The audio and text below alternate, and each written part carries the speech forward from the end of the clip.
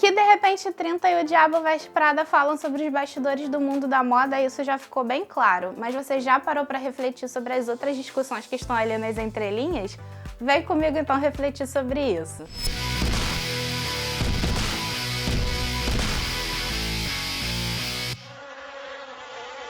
Oi, eu sou a Bá, você está no Bis, aqui onde rolam as melhores informações sobre cultura pop, por isso se você ama esse universo tanto quanto eu, já desce aqui, se inscreve e ativa as notificações, eu tenho certeza que você vai amar todo o conteúdo.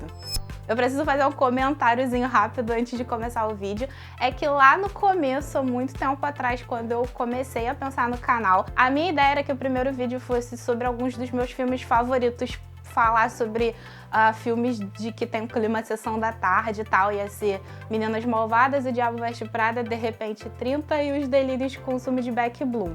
Mas como a proposta do canal foi mudando e foram entrando outras pautas, eu fui deixando essa um pouco de lado.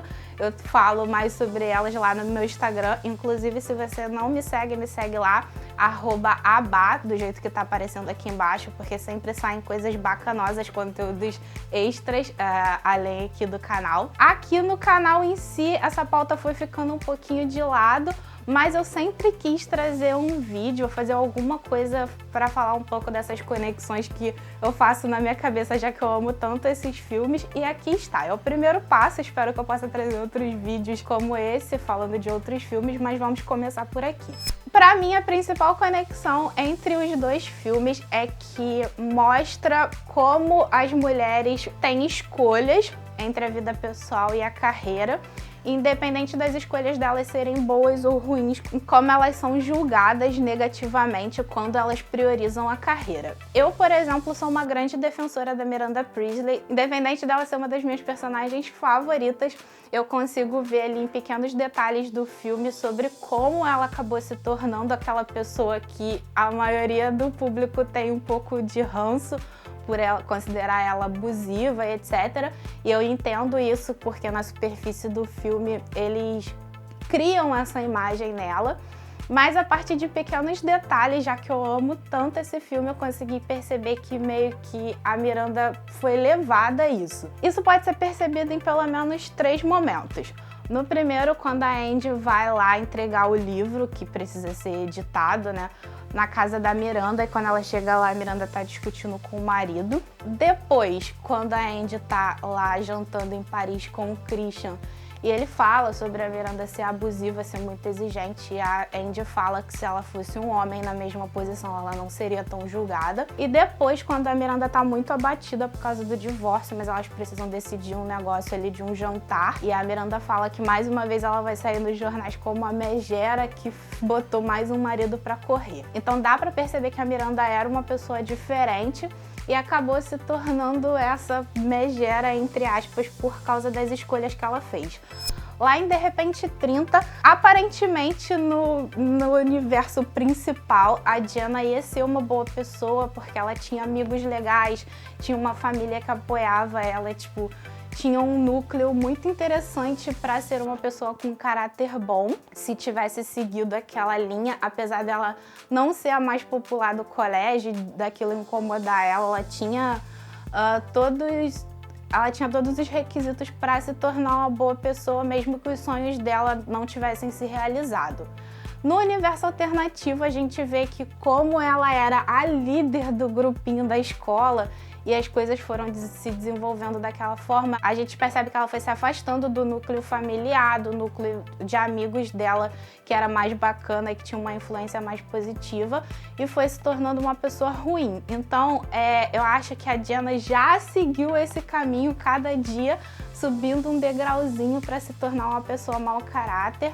E lá no caso da Miranda aconteceu a partir de um certo momento, quando ela começou a tomar decisões para a carreira dela. Uma diferença no caso é que a Jenna opta no final por tentar voltar no tempo ou de alguma forma mudar aquela realidade, porque ela percebe que por mais que ela tenha conquistado todos os sonhos dela, não valeu a pena todas as coisas erradas que ela fez. E ela tenta consertar e tenta entrar em contato com as coisas boas e simples da vida, que é a mensagem principal do filme. No caso do Diabo Veste Prada, como a Miranda já chegou no fim da linha, a Andy seria uma versão mais nova dela. tanto que lá no final a gente vê que a Miranda criou uma certa empatia pela Andy porque ela se vê nela, e no caso a Andy seria o meio do caminho o que poderia ter acontecido com a Miranda. Se a Andy tivesse optado por trair a Emily e seguir as coisas do jeito que a Miranda queria pra ela, seguindo a ambição dela, provavelmente ela teria se tornado uma pessoa que ela não ia gostar, e por causa disso ela optou por desistir do trabalho e tentar trabalhar com aquilo que ela realmente gostava, que era jornalismo e tudo mais. Mas eu acho que o ponto principal entre esses dois filmes são os namorados. O Nate tem o prêmio de namorado embuste do século. Todo mundo que ama O Diabo Veste Prada já percebeu que ele é insuportável. Porque eu acho que, independente da Andy ter percebido que ela ia acabar se tornando uma má pessoa se ela fizesse aquelas escolhas em nome da carreira dela, eu acho que o filme dá muita impressão de que ela tem vergonha de se tornar uma pessoa diferente do que o Nate espera. E em nenhum momento ele faz nenhum esforço para entender o lado dela. Acho que isso é uma coisa que acontece muito na sociedade. Além da mulher, quando ela prioriza a carreira, ela ser muito julgada por isso, em alguns relacionamentos o parceiro faz ela se sentir mal e faz ela sentir que de alguma forma ela tá traindo ele por causa disso. Eu acho que isso é uma coisa que não me agrada muito, porque eu até entenderia se a Andy tivesse deixado o emprego para trás porque ela não estava se sentindo bem, porque ela queria tentar fazer o que ela realmente gostava em relação à carreira dela, mas eu acho que tem muito da influência do Nate e isso me incomoda um pouco.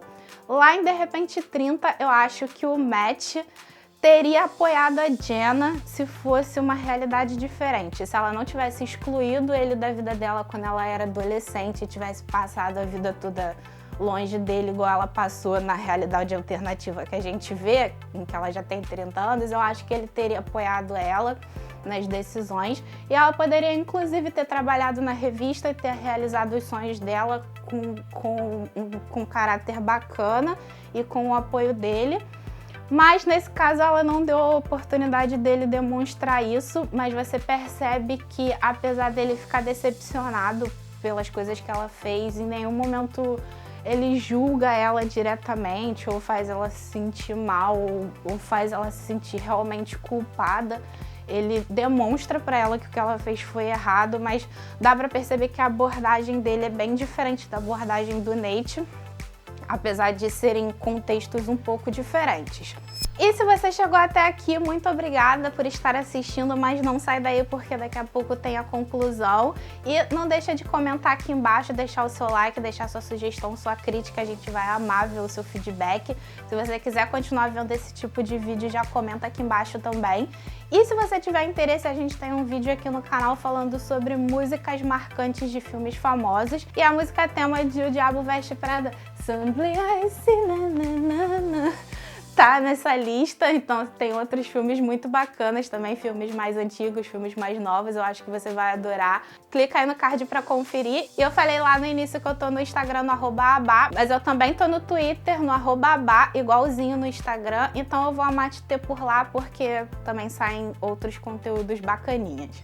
Bom, eu acho que é isso. De certa forma, a gente pode dizer que O Diabo Veste Prada e De Repente 30 estão conectados porque mostram essa jornada de mulheres tentando equilibrar sua vida pessoal com a sua vida profissional, todos os julgamentos que elas têm por causa disso e, de certa forma, como é mais difícil ainda quando elas acabam encontrando parceiros que não entendem, que não colaboram nessa jornada.